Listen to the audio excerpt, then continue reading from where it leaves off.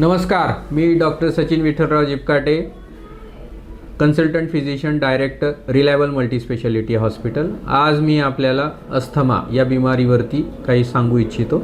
दमा ही बिमारी, दमा किंवा अस्थमा ही बिमारी ॲलर्जिक कंपोनंट असलेली बिमारी आहे।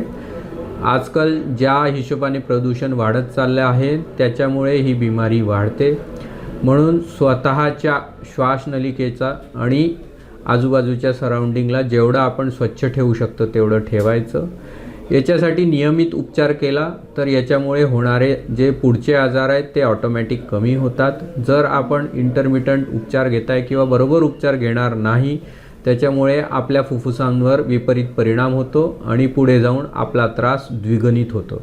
म्हणून याच्यासाठी व्यवस्थित उपचार घेणे फार महत्त्वाचे आहे। ते पण इनहेलर्सच्या फॉर्ममध्ये अवेलेबल आहेत।